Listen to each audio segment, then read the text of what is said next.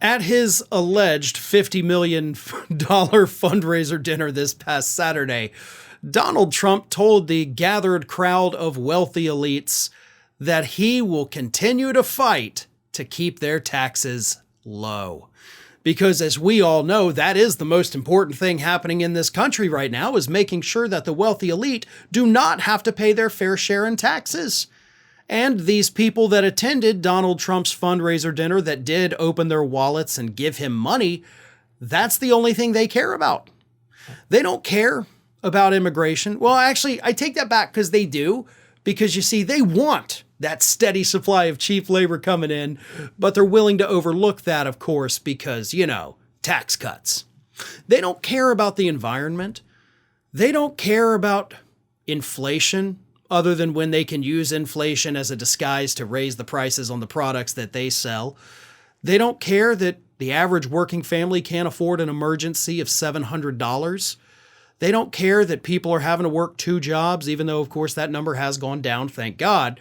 But they don't care about anything. They don't care about the coup attempt. They don't care about the fake electors.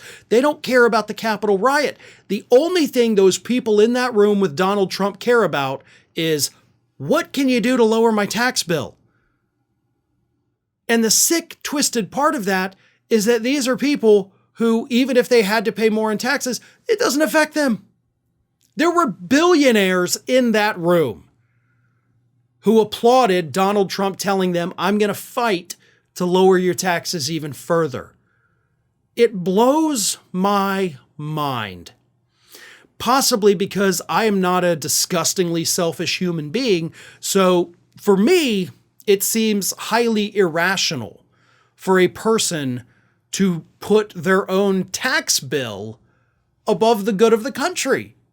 They don't care that Donald Trump has made it clear he wants to be a dictator. He has made it clear he is going to go after his political enemies.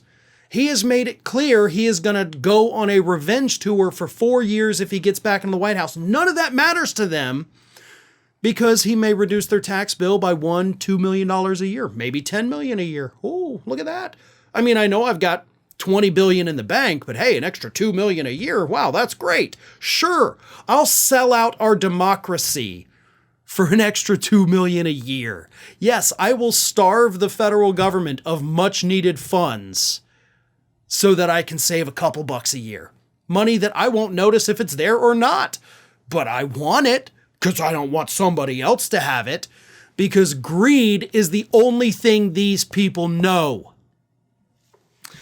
The promise of extending the 2017 Trump tax cuts has, of course, now made the rounds online. President Biden even put out a statement talking about how Donald Trump is coddling rich people. But to that, I'm actually going to have to call you out, President Biden, because you had Democratic control of the House and Senate for your first 2 years in office. Y'all didn't repeal these tax cuts.